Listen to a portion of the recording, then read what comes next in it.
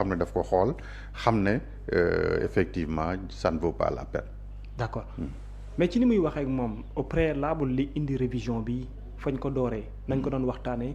moom mu jàpp ne tripatouillage peut-être bu dee am na aujourd'hui ce n'est personne d'autre que moom initiative de réformer ak de revoir la constitution et tout mbir yooyu noonu pour yow en termes de calcul politique wala en termes d'analyse politique est-ce que am na lees ci mën a sotti kii seppi. waaw non mais xam nga démb président Ousmane Sonko dafa doon defaale politique.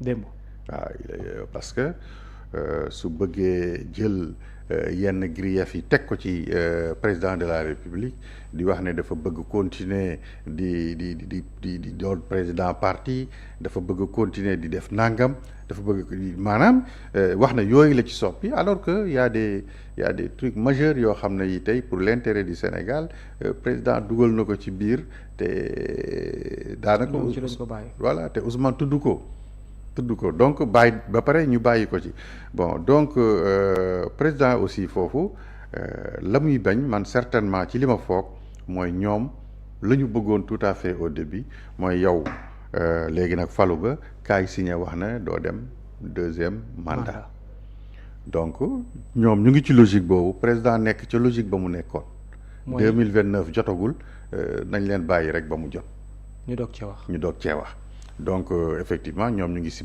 bataille politique boobu donc nekk na loo xam ne effectivement Ousmane Sonko dina ko pousser au maximum mais je ne pense pas que Diomaye dina réagir par rapport ak ni ko Ousmane Sonko bëggee.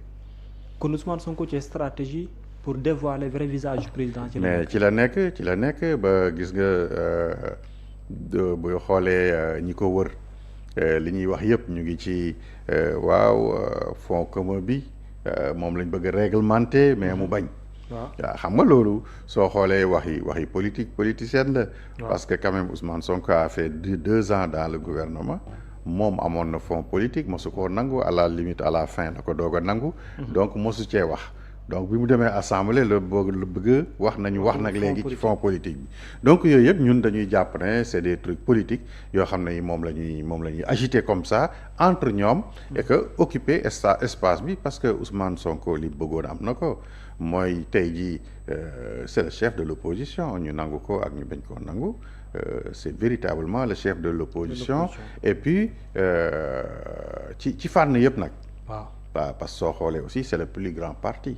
C'est le parti qui a gagné les élections. Qui est allé à l'opposition maintenant. Donc day pousse Amadou Ba jël poste chef de l'opposition et il l'a assumé. Mais dafa ne woon nag daf koy assumer en douceur. bëgg une complicité entre le Parlement ak l'exécutif. maanaam mu nekk une cohabitation bu pacifique. D'accord. waaw donc loolu la bëggoon mais malheureusement dafa mel ni waa Diomaye président aussi. ñoom daal gis nañu ne avec Ousmane Sonko gatsa daal la ñuy kii parce que soo xoolee Mimi Touré wala Abdourahmane Diouf ñoom taxawaay boo xam ne bii daal léegi daal nañ ci dem la. alors bien que Diomaye nag moo leen daan téye ñoom. yàgg nañ ci bëgg a dem moo leen daan retenir est-ce que xam nga Mimi Touré ñëw na ba ci président ne ko président damaa bëggoon a démissionner ci superviseur bi nga ma nommé. démissionner.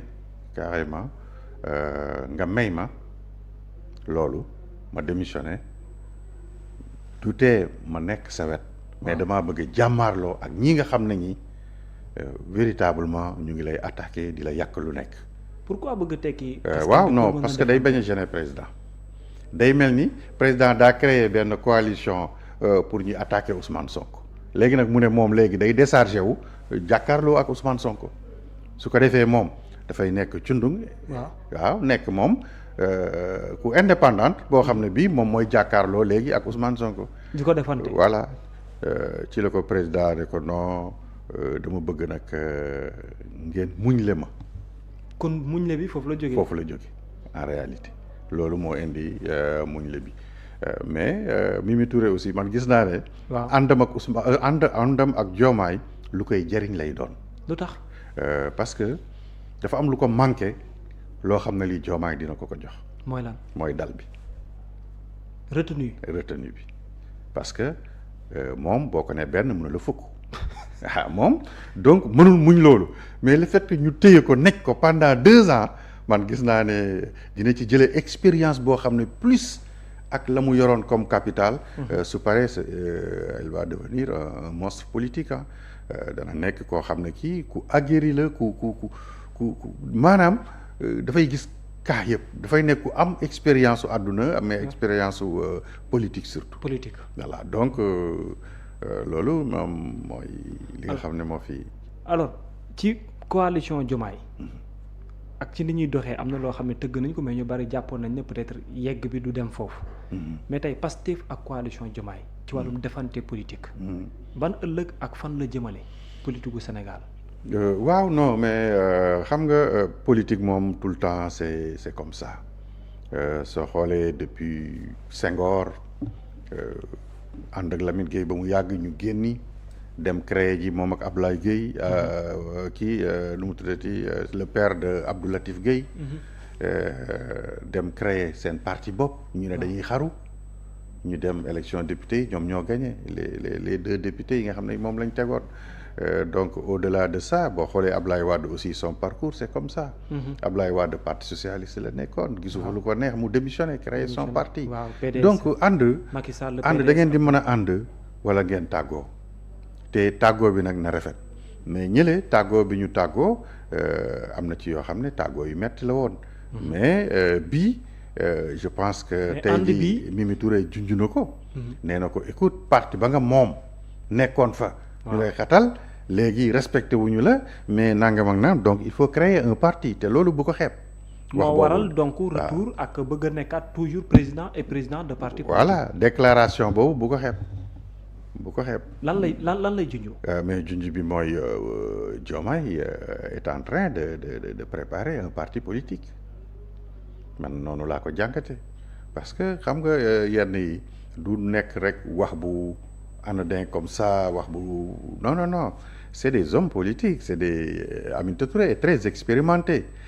Chaque mot a son sens su koy demee ba koy génni c'est parce que voilà mûrir nañu ko discuter nañ ci waxtaan nañu si ba effectivement solution bi d'ailleurs mënul nekk sax lu dul loolu.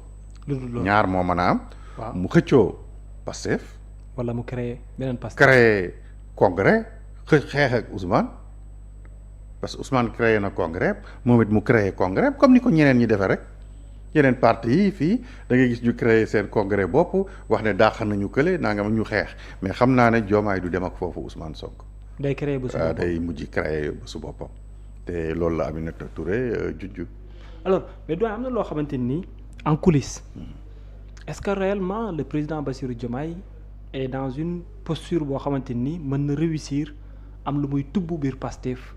luy wane ne li muy woote woo mu ngi woon Pastef jëriñ na ko wala li mu liggéey Pastef c'était une réalité. mais loolu mu ngi commencer di porter ses fruits parce que yaa ngi dégg ay kàngam yoo xam ne ñu ngi woon biir Pastef commencer di def allégeance. waaw di dem y a les DG y a les ministres bari na ñoo xam ne ñi au niveau diaspora bi aussi ak même ci cellules yeeg ci seen kii yooyu yëpp am na ñoo xam ne ñi tey ñu ngi démissionné di dem di ko fekki bés bu dëggalee boppam parce que les gens doutent jusqu'à présent parce que mënoo comprendre ñoom pour ñoom ba léegi ci deal lañ nekk pour ñoom ba léegi ñu ngi ci deal moo tax ñu bari bëgguñu feeñal seen bopp parce que dañuy bañ ku leen sacrifier voilà donc bés bu dëggalee feeñal boppam wane ne nag rupture am na totalement ci ngay gis nag véritablement li nga xam ne liggéey na ko am na ko biir Pastef parce que damay discuter ak ñu bari mais li ñu lay wax mooy mais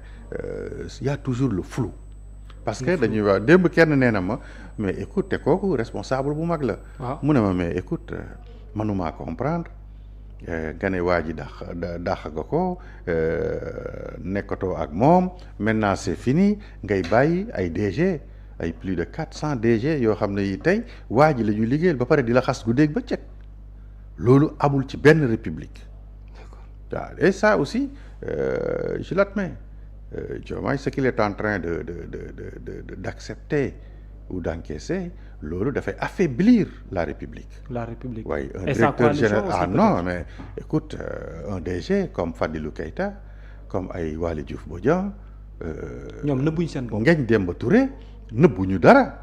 waaw il attaque directement et frontalement le président de la République mais loolu fan la xew ci ban réew amul. Donc Diomaye je pense que mercredi bi selon information yi ñu am lu bari dana xew. bi ñëw waaw suñ ko formuler de lu bari. Changement au niveau des DG et tout ça donc je pense. donc bu tôt ou tard foofu lañ jëm. mais fa lañ jëm dañuy tàggoo et puis voilà lu waay man nag dem ci quoi parce que Ousmane Sonko finalement il finira par être le vrai opposant de Diomaye.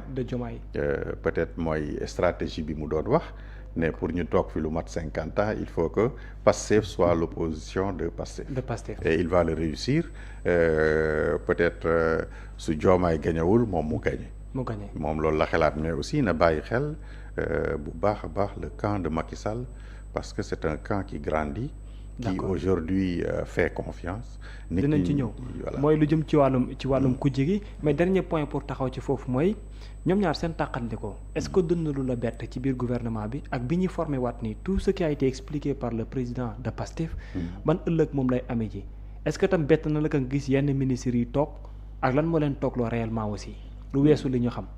non mais ministres yi xam nga ñi ci bari aussi Diomaye moo leen woowoon na waxtaan naa démb ak ñaar. ci ñoom wala non kenn ki du ministre mais kenn ki ministre la.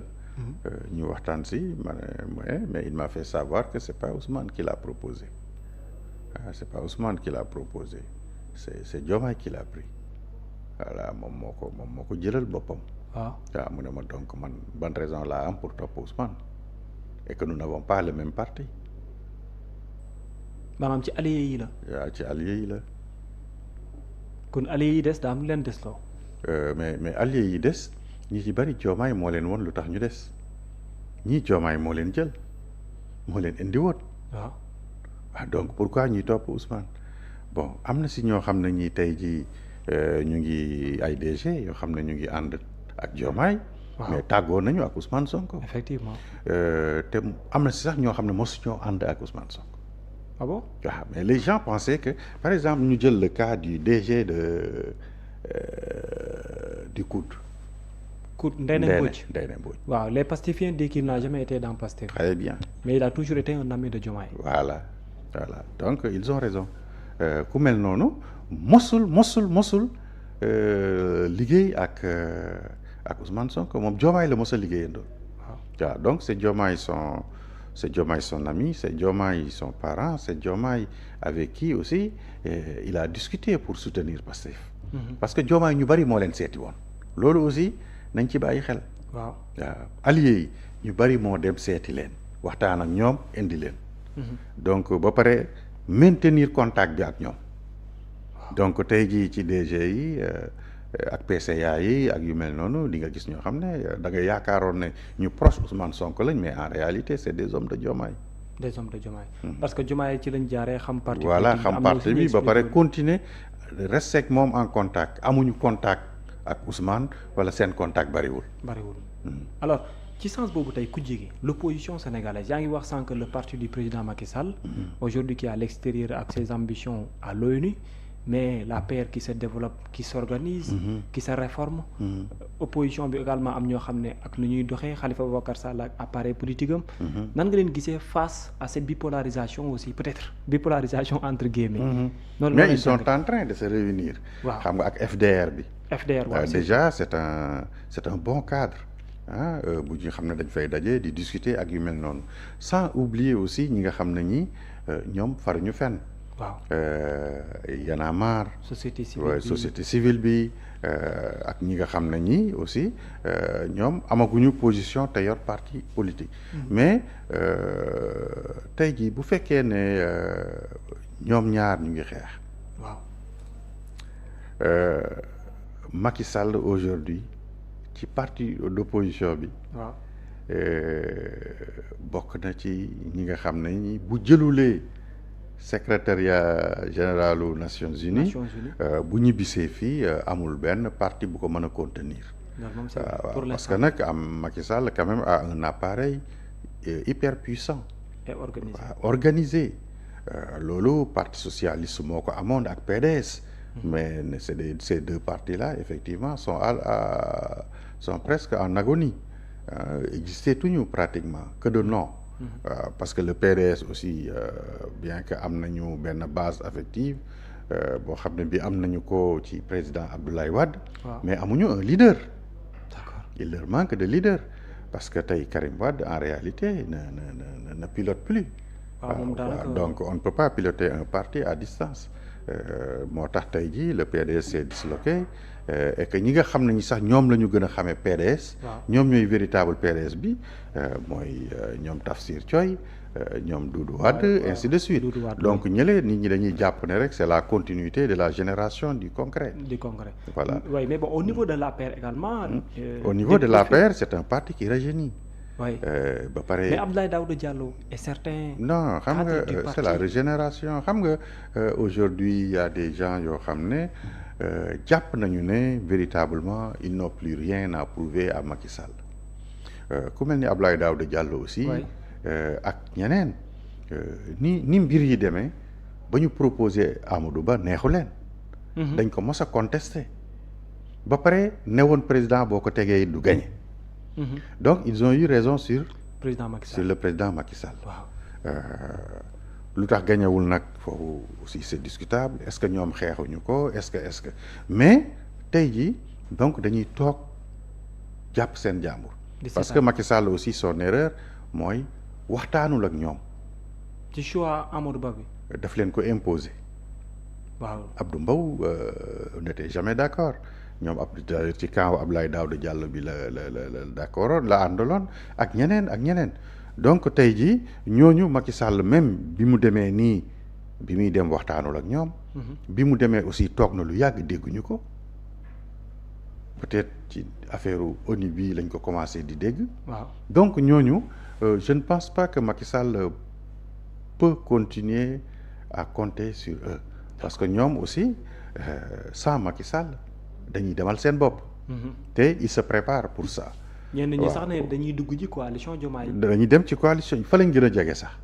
Voilà donc aujourd'hui li atu Macky Sall mooy son parti est en train d'attirer les jeunes les jeunes cadres.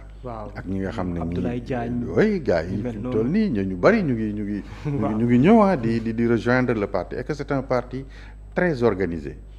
Bon sauf que man ci li ma gis. mooy Macky Sall doit quand même discuter avec son parti et mettre carrément un numéro 2 buy piloter parti bi avec plein pouvoir. kon APR il faut mu am numéro 2 ba mu leer nañ. waaw non dafa war a leer il faut que le parti soit organisé c'est un parti boo xam ne bi malheureusement jaayuñu carte demul congrès. loolu mooy difficulté parti. waaw surtout boo jëlee réew mi. après dootoo organiser sa parti. looloo koy yàq après. parce que da ngay dem ci localité. fekk fa 10 responsables ku ci ne man maay responsable bi dans cette commune là ñu war a dem élection du ñu ànd. Voilà donc loolu moo dal APR rattrapé ko mais aujourd'hui je pense qu'ils sont en train de corriger. waaw ce que peut-être Ousmane Sonko a compris moom it commencé di jaay carte bëgg organiser wu parce que ñoom it ils ont eu ce même problème. Ce problème oui à un certain moment le parti n'a pas été au congrès jaayul carte organisé wul va dans les communes doo xam kan moo jiite Pastef il y a plusieurs responsables là-bas bien que yenn saa ñu ne diw nii mais il faut que ay carte ak ay vote déterminer les responsables en général les responsables on les nomme pas. dañ leen di élire. waaw bañ commencé nag di nommer. mooy def légitimité bi. mooy légitimité bi effectivement. bañ leen commencé di nommer nag la politique bi commencé am problème. mais ci biir Kouthia yaa ngi wax sànq FD.